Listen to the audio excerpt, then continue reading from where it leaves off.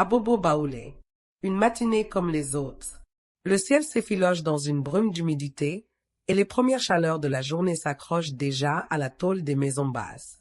Les enfants crient au loin, les vendeuses installent leurs bassines de bananes plantains sur les trottoirs rouges de poussière. Au milieu de ce ballet banal, Désirée Kwasi avance. Silencieuse. Sa robe en wax bleu et orange flotte à peine, discrète comme elle. Ses pas sont calculés. Ni trop lents, ni trop vifs. Elle a appris à marcher comme ça.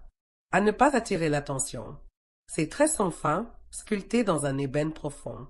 Ses yeux, sombres et intenses, cherchent les visages familiers sans jamais vraiment s'y attarder. Son sourire est poli, presque gracieux, mais trop mécanique pour être sincère. Elle salue, comme chaque matin. Bonjour, Tanti Mariam. Bonjour, Pépé Diabaté. Elle passe devant la boutique en bois peint du tailleur, qui lève à peine les yeux. Elle est connue ici. Elle est la belle couturière silencieuse. Celle qu'on respecte de loin. Celle dont on murmure, parfois, qu'elle a changé depuis son mariage. Chez elle, la porte en métal grince. Elle entre. Un courant d'air soulève un rideau blanc jauni. Le salon est modeste. Une table, 2 chaises en plastique, un fauteuil élimé, un portrait défraîchi de sa mère cloué au mur. Sur la table, une machine à coudre qu'elle a reçue en cadeau de sa tante, il y a 6 ans, pour lancer quelque chose. Elle l'utilise encore, parfois, entre 2 bleus. Un bruit de clé dans la serrure intérieure. Il est là. Ernesto. Il entre sans un mot, le visage fermé, les yeux rougis. Il sent l'huile de moteur et le collarance. Il la regarde sans la voir vraiment. Ou plutôt, il la jauge. Il voit si elle a désobéi, si quelque chose a bougé, si elle a parlé. T'as fait à manger? Elle acquiesce. Pas de mots, juste un mouvement de tête. Elle sait que trop de mots, c'est dangereux. Et le silence, c'est suspect aussi. Alors elle dose. Elle sert. Elle s'efface. À table, il mange sans lever la tête. Les couverts raclent l'assiette. Il mâche fort. Chaque bruit est une lame contre ses nerfs. Puis il s'arrête.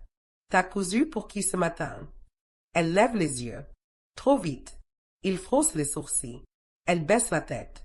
Pour Tanti Mariam. Une robe simple. Je t'ai dit de pas traîner avec elle. Elle parle trop. Un silence. Une tension. Il boit de l'eau. La fixe longuement. Et tu souris à qui, quand tu sors? Hein? Personne. Elle ment. Un tout petit sourire, offert plutôt à un gamin qui lui avait offert une mangue. Un geste anodin, presque maternel. Mais ici, dans cette maison, rien n'est anodin. Il se lève. Il ne crie pas. Pas ce soir. Mais elle sent que le coup est déjà là, quelque part, suspendu, en attente. Il viendra plus tard, quand elle ne s'y attendra plus. Alors, quand il entre dans la chambre, elle se précipite vers sa machine à coudre. Elle ouvre discrètement le double fond du coffre. Là, soigneusement enroulé, 48 000 francs CFA, économisés centime par centime, cousus dans les ourlets de ses créations. Un plan, une promesse, une sortie, mais pas encore, pas ce soir. Désirée s'assied sur le lit. Elle regarde la lumière s'éteindre dans la rue par la fente des rideaux. Un jour, bientôt, elle partira. Elle s'appelle Désirée. Et son nom n'est pas une erreur. Pour l'instant, elle endure. Mais elle sait. Elle sent. Quelque chose approche. Il fait encore nuit sur Abobo. Le quartier dort à peine. Un chien aboie au loin. Quelqu'un éternue dans une cour mitoyenne. Des grillons chantent sans fin. Mais dans la petite chambre de Désirée Kwasi, le sommeil ne vient pas. Pas cette nuit. Elle est allongée sur le côté, les yeux ouverts, fixant le plafond écaillé. Ernesto ronfle dans son coin, une main posée sur son torse, l'autre tombée sur le drap, paresseuse. Il dort comme un homme qui ne doute de rien, comme un homme convaincu qu'elle n'osera jamais partir. Mais ce soir, quelque chose s'est fondu en elle. Une pensée s'est insinuée, fugace et obsédante. Et si je fuyais? Elle se lève sans bruit, les pieds nus sur le sol froid. Son sac est déjà prêt, quelque part dans la penderie. Pas un vrai sac de fuite, un sac discret, modeste, cousu main, dans lequel elle a glissé l'essentiel. 3 pagnes, son carnet, 2 vieilles photos, et l'argent. Les 48 000 francs CFA, épargnés dans l'ombre. Elle ouvre la fenêtre, lentement. L'air est tiède. Il sent la fumée de bois, les ordures et un brin de jasmin. Elle se penche, regarde la rue. Silencieuse, libre, une nuit parfaite pour s'échapper. Mais elle ne saute pas. Pas encore. À l'aube, elle marche lentement vers la cour du fond, celle de tonton Lélé. Il est déjà debout, balayant son petit espace en terre battue. Il la regarde arriver. Il sait depuis longtemps. Ma fille, tu n'as plus l'air d'une femme vivante. Je veux partir. Tu aurais dû le faire plus tôt. Il pose son balai. Il la regarde droit dans les yeux. Tu veux que je t'aide? Je connais un chauffeur. Il peut t'amener à Daloa, ce soir. Tu pourras te cacher là-bas, le temps que ton frère te rejoigne. Elle hoche la tête, mais son ventre se noue. Une partie d'elle a peur. Une autre espère trop. De retour chez elle, elle ressort son vieux téléphone Nokia. Le numéro de son frère, Dieudonné Kwasi, est encore dans la mémoire du répertoire. Elle appuie. Bip, bip, bip, et puis, une voix. Allô? Dieudonné? Désiré? Mon Dieu, c'est toi? Il va me tuer. Je dois partir. Je peux plus. Le silence est plus fort que les mots. Je suis à Abidjan. Je suis revenu. Ne fais rien sans moi. J'arrive. Elle ferme les yeux. Dieudonné est là. Enfin, le garçon qui jouait à la guerre dans la poussière. Le frère qui promettait toujours de protéger. Il est là. Elle n'est plus seule. Mais l'espoir ne dure jamais longtemps chez elle. Quand elle entre dans la maison, elle sent le changement dans l'air. Ernesto est là. Il est assis. Calme. Trop calme. Le sac est sur le lit. Tu vas où? Sa voix est douce. Douce comme la corde avant le nœud. J'allais juste. Tu crois que je suis idiot? Tu me prends pour un mouton? Elle recule. Il se lève. Il marche lentement vers elle. Elle court vers la porte. Il la saisit par les cheveux. Un cri, un claquement sourd, une chute, puis le noir, le silence, le vrai, celui où le corps ne réagit plus, où le cœur bat à peine. Sur le carrelage froid, Désiré ne bouge plus. Son sac gît à côté d'elle, ouvert, le contenu éparpillé. Ernesto la regarde. Son souffle est court, son front luit de sueur. Non, non, Désiré. Mais il ne la touche pas. Il attrape ses clés. Il fuit. La porte claque derrière lui. Et Désiré reste là, inerte, silencieuse, mais pas morte, pas encore. Il n'y a plus d'air, plus de lumière, juste une sensation de chute lente, sans fin, comme si elle coulait dans une mer noire. Mais au fond, Désiré Kwasi respire encore. À peine. Quelque part, des voix lointaines. Des cris, des pas précipités, un nom qu'on hurle. Désiré. Puis le silence. Puis le bruit d'une sirène. Puis plus rien. Dans l'obscurité de son coma, elle rêve. Elle marche pieds nus dans une forêt inconnue. Les arbres sont hauts, pleins d'ombre qui la regardent. Au loin, une voix de femme. Douce, grave, maternelle. Reviens, mon enfant. Ce n'est pas ton heure. Elle s'arrête. Elle tend la main. Mais elle est fatiguée. Si fatiguée. Ici, il n'y a plus de peur. Plus de coups. Plus d'Ernesto. Elle pourrait rester là. Mais une autre voix surgit. Une voix forte, cassée par le temps, usée par la guerre. Désiré. C'est moi. Réveille-toi. Elle reconnaît la voix. Dieudonné. Son frère. Dans une chambre blanche de l'hôpital de Yopougon, un homme en uniforme kaki est assis près d'un lit. Il tient la main d'une femme aux bras maigres, au visage tuméfié. Son regard est fixe. Il ne pleure pas, mais tout son corps hurle. Tu m'entends? Je suis revenu. Cette fois, je ne pars plus. Je suis là, Désiré. Je suis là. Tonton Lélé est assis à côté, les bras croisés, le visage fermé. Il regarde l'écran du moniteur cardiaque comme si chaque bip était un serment non tenu. Elle respire, mais doucement. Dans la caserne militaire d'Abidjan, le commandant a donné carte blanche à Dieudonné. Pas officiellement. Mais il sait. Il sait que ce n'est plus une affaire de justice. C'est une affaire de sang. Ernesto, lui, est invisible, évaporé dans la ville. Pas de traces dans les gares. Pas de nom sur les manifestes. Un fantôme en cavale. Mais les rumeurs bruissent dans le quartier. Il a tué sa femme. Non, elle est encore vivante. À l'hôpital. Il va revenir pour finir. Dans l'obscurité de son rêve, Désirée est assise maintenant. Ses jambes dans l'eau d'une rivière trouble. Un enfant joue sur la berge. Il lui ressemble. Elle veut lui parler, mais sa voix est bloquée. Une larme coule sur sa joue. Dans le monde réel aussi. Et puis, un battement. Une secousse. Ses doigts bougent. Légèrement. L'infirmière pousse un cri. Elle réagit. Elle revient. Dieudonné se lève. Il la regarde. Il ne dit rien. Mais dans ses yeux, une guerre est déjà en marche.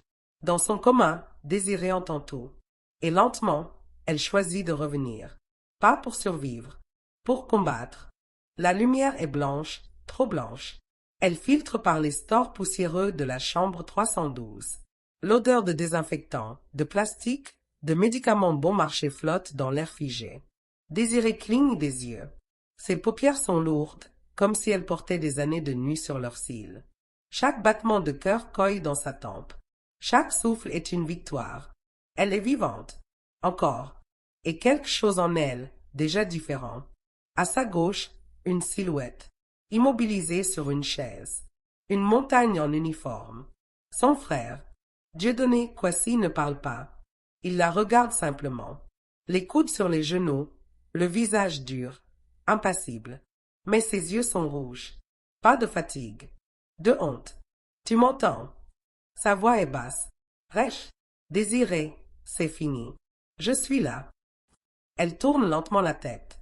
Le geste est douloureux. Elle voit son visage. Ses médailles. Sa mâchoire contractée. Et elle pleure. Silencieusement. Des larmes lentes, comme des souvenirs qui débordent. Il prend sa main.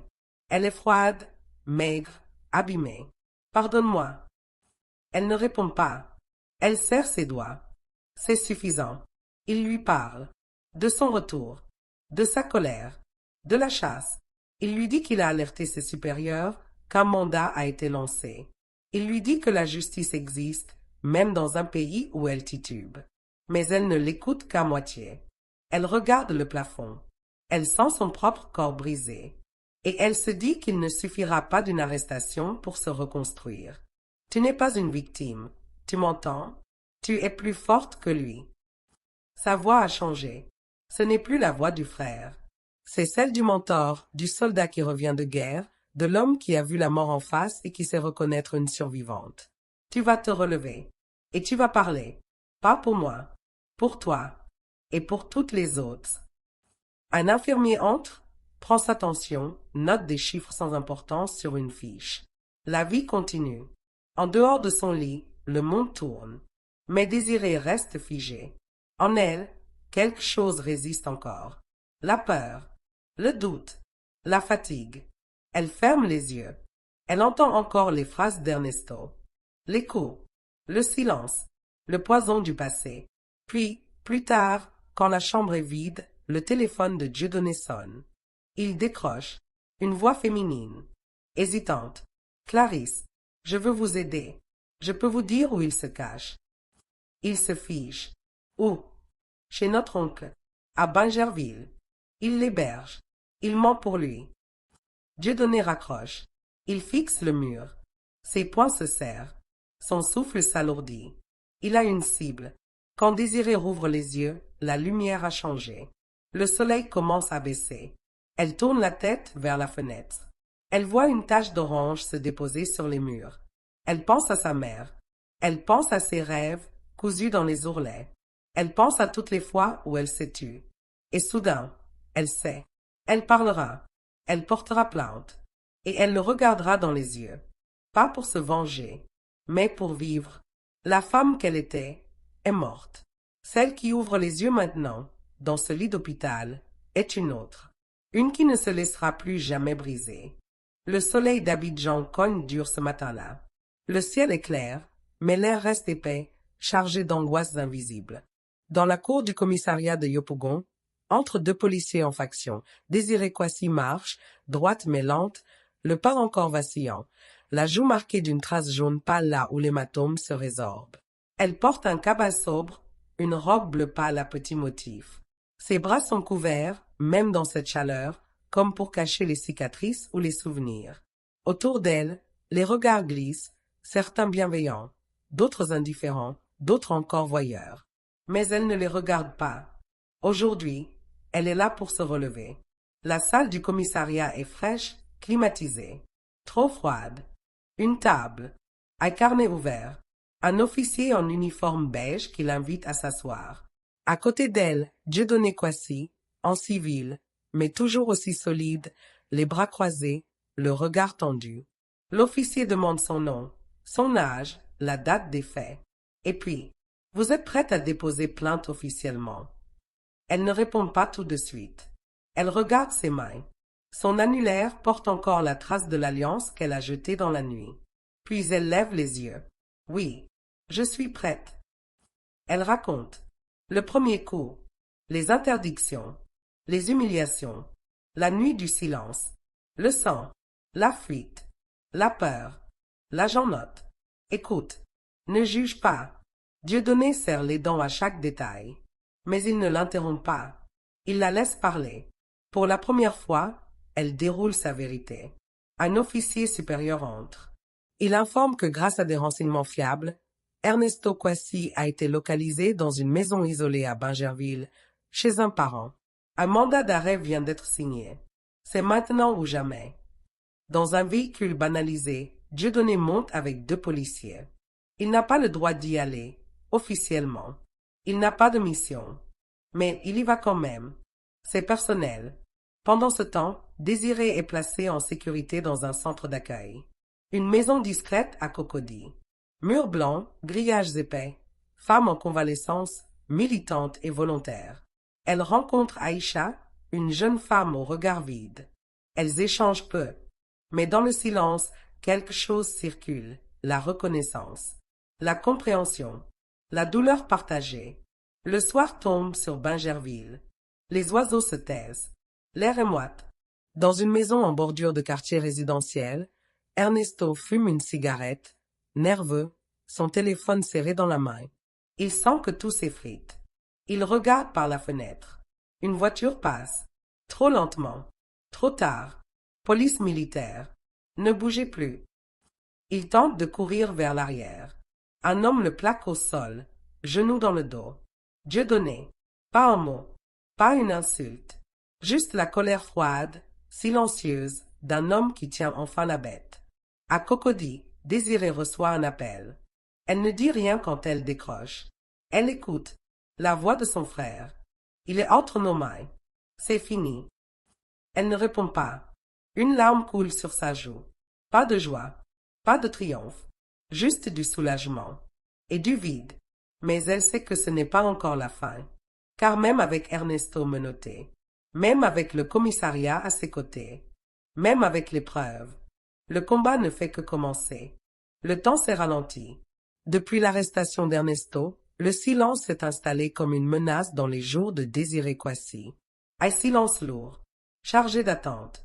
Elle vit désormais dans un centre protégé à Cocody, surveillé par des agents discrets, loin des yeux indiscrets du quartier. Mais même là, dans cette maison tranquille, elle sent la peur revenir. Les couloirs sont calmes, les rideaux bien tirés. Mais dehors, des ombres tournent. Des motos passent lentement. Des regards persistent. Quelqu'un sait où elle est. Le matin, elle aide à balayer la cour. Le geste est mécanique. Aïcha, sa colocataire, ne parle presque plus. Depuis qu'un homme a lancé un caillou sur la grille en hurlant son nom. « Tu veux faire la star? On va te couper la langue. » Elle ne l'a pas raconté à la police. Elle a juste serré le balai, plus fort, les jointures blanches. Au palais de justice d'Abidjan, l'affaire Kwasi contre Kwasi prend une autre tournure. Officiellement, Ernesto est en détention. Mais dans les couloirs, les murmures vont vite. Des documents ont disparu du dossier. Des témoins se sont rétractés. Quelqu'un agit en coulisses. C'est dans un bureau feutré, au deuxième étage du bâtiment judiciaire que l'oncle d'Ernesto, le colonel Augustin Gbéiri, reçoit discrètement un avocat en cravate beige, Maître Cassi, un homme aux ongles lustrés et au regard toujours humide. Le juge est sensible à la pression. On va tenter une annulation partielle du dossier. Vous aurez votre neveu dehors dans 2 semaines. Gbéiri ne sourit pas. Il écrase son cigare dans un cendrier ivoirien. Faites vite, et discrètement.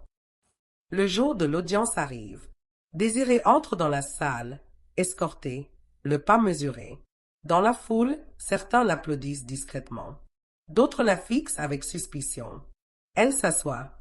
Elle regarde Ernesto dans le box des accusés. Il a le visage fermé, la mâchoire serrée, une blessure encore fraîche à la tempe. Il ne détourne pas les yeux. Il la regarde. Longtemps. Elle ne baisse pas les siens. La juge l'interroge. Elle répond calmement. Puis c'est au tour de Clarisse, la sœur d'Ernesto. Elle devait confirmer les violences, les menaces, les cachettes. Mais au moment de parler, elle tremble. Il n'est pas comme ça. C'était des disputes. Elle l'a poussé à bout parfois. Un frisson glacé traverse la salle. Un souffle coupé. Trahison. Désiré ferme les yeux. Elle ne dit rien. Elle ne crie pas. Mais alors que tout semble glisser, une voix s'élève dans la salle. Je peux témoigner, moi. Tonton Lélé, debout, appuyé sur sa canne. Le vieux maçon du quartier. Le silence se fait. J'étais là. J'ai vu. J'ai entendu. Je l'ai ramassée quand elle saignait. J'ai menti par peur. Mais aujourd'hui, c'est fini. Elle dit la vérité. Et lui, là, il mérite pas de respirer dehors. La juge hoche la tête. Elle ordonne la poursuite de l'instruction. Ernesto reste en détention. Mais les visages ont changé. Les doutes se sont installés. Le système tangue. Plus tard, dans la cour, Dieudonné reçoit une enveloppe glissée sous son essuie-glace. À l'intérieur, une note écrite à la main. Ta sœur ne verra pas la fin du procès. Elle a signé sa mort.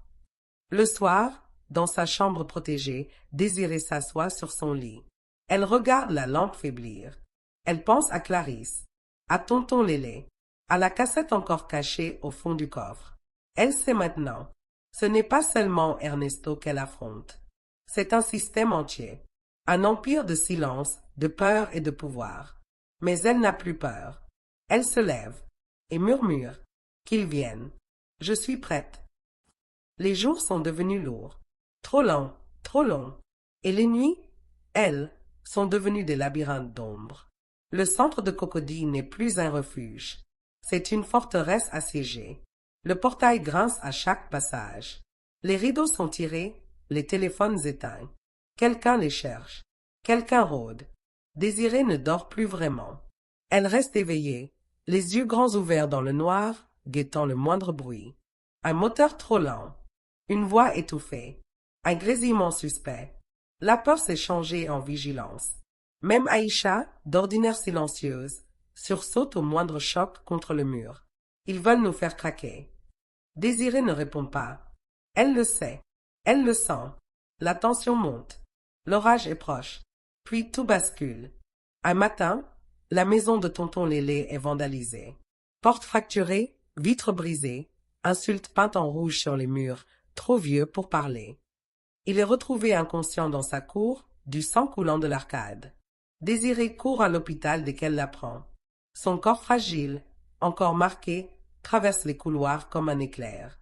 Il est là, allongé, bandé, essoufflé, mais vivant. Ses lèvres sèches murmurent. Ne recule pas, ma fille. Même si moi je tombe, toi tu tiens debout. Puis vient le retour de Clarisse. Elle arrive au centre, en pleine nuit, escortée par une policière discrète. Elle a le regard fuyant, la peau blême, les mains tremblantes. Il sait tout. Il m'a menacé. Il m'a fait suivre. J'ai eu peur. Désirée ne dit rien. Elle écoute. Clarisse ouvre son sac. Elle en sort une vieille cassette, étiquetée d'un nom à moitié effacé. Je l'avais enregistrée sans qu'il le sache. Un soir où il parlait seul. Il disait tout. Les coups. Les juges achetés. Les appels au colonel. Tout. Silence. J'aurais dû parler plus tôt. Mais je veux réparer. Désirée tient la cassette entre ses doigts. Elle sent le plastique craquer sous la pression. Elle sent aussi que ce petit objet contient leur vérité. Mais que faire? L'utiliser trop tôt, c'est risquer de la faire annuler. Attendre, c'est risquer de se faire tuer. Dieudonné hésite. On doit être stratégique. Ne leur donnons pas ce qu'ils attendent. Le lendemain, une enveloppe arrive. Anonyme. À l'intérieur, une photo. Celle de Désirée, prise de dos, en train de balayer la cour du refuge. Et derrière, quelques mots tracés à la main. Ce soir, tu dors pour la dernière fois. La nuit tombe plus vite que d'habitude. Le ciel est d'un noir sale, comme un mauvais présage. À l'intérieur du refuge, l'atmosphère est tendue. On vérifie les serrures. On ferme les volets. Mais à 22h37, l'électricité saute. Tout devient noir. Un silence absolu s'abat sur la maison. Puis, un carreau brisé. Un bruit de pas. Une respiration lourde de l'autre côté du couloir. Désirée est seule dans sa chambre. Elle cherche son téléphone à tâtons. L'écran s'allume. 3%. Elle appelle. Dieudonné, ils sont là. Ils sont. Une ombre passe derrière la porte. Une voix basse, glaciale. Tu ne méritais pas de survivre. C'est lui, Ernesto, libre et armé. Dans l'obscurité, Désirée se lève. Elle sent la peur la prendre à la gorge. Mais elle ne tremble pas. Pas cette fois. Son frère n'est pas encore là. La justice dort. Mais elle est éveillée. Et elle est prête. La nuit avait été longue, étouffante. Et dans ce dernier instant de ténèbres, alors qu'elle croyait tout perdu, la lumière est revenue.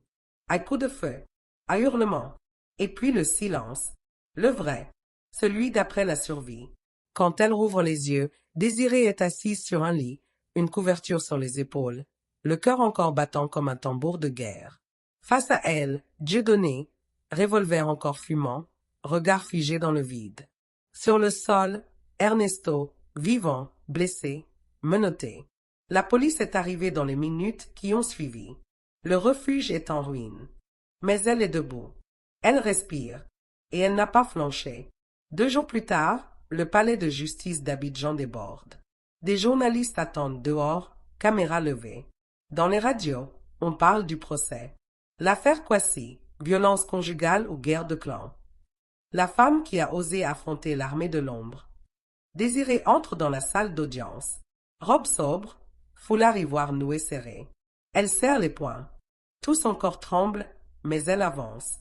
Dans le box, Ernesto est là. Fatigué, l'œil poché, l'arrogance fissurée. Mais il sourit encore. Un sourire de vipère. Un sourire de défi. Elle ne le regarde pas. Pas une seconde. La juge demande le silence. Les témoins défilent. Les anciens voisins. Les médecins. L'infirmière du centre. Tonton Lélé, encore marqué, mais présent. Puis vient son tour. Désirée se lève. Elle s'avance. Elle prend une inspiration. Mon nom est Désirée Kwasi. J'ai été battue, menacée, brisée. Mais je suis ici aujourd'hui. Vivante. Et je suis ici pour dire que la peur ne vivra plus dans mes os. La salle se fige. Ernesto baisse enfin les yeux. Alors, Dieudonné se lève. Il tend à la juge la cassette. La preuve que Clarisse avait gardée.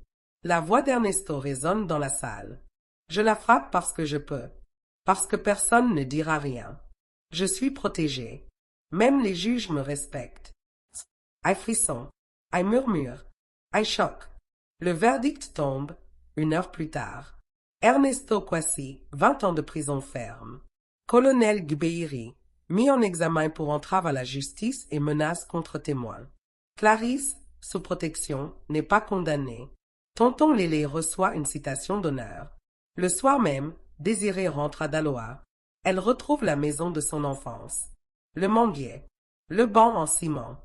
Dans ses mains, un tissu en wax neuf. Dans son regard, une peine nouvelle. Elle ouvre une petite boutique dans la cour. Un atelier. Des femmes y viennent. Certaines battues, d'autres perdues. Elle les accueille toutes. Et elle leur dit, « Ce n'est pas ta faute. Ce n'est pas la fin. Tu peux te reconstruire. Et tu peux briller. » Le soleil se couche sur la savane. Désirée est assise sur le seuil, un pagne sur les genoux, une machine à coudre devant elle. Elle sourit. Pas un sourire de façade. Un vrai. Le premier depuis des années. Elle a traversé l'enfer. Et elle en est sortie reine. Merci d'avoir suivi l'histoire bouleversante de Désirée Kwasi. Si cette histoire vous a ému, touché, révolté, alors vous devez absolument vous abonner à notre chaîne YouTube, cliquez sur la cloche pour ne rien rater des prochains récits visuels puissants. Maintenant, à vous la parole. Dites-nous dans les commentaires, à quel moment de l'histoire avez-vous eu les larmes aux yeux? Quel personnage vous a le plus marqué? Désiré, Dieudonné, Clarisse ou Tonton Lélé? Selon vous, qu'aurait-il fallu que Désiré fasse plus tôt? Aimeriez-vous une suite? Ou Désiré devient une militante pour les femmes battues? Et si on racontait l'histoire du point de vue de Dieudonné? Seriez-vous intéressé? On vous lit, on vous répond, et vos réactions nourrissent nos prochaines créations. Partagez cette histoire à quelqu'un qui a besoin d'entendre que le silence n'est pas une fatalité. Abonnez-vous, commentez, partagez, parce que chaque histoire peut guérir, éveiller et changer le monde.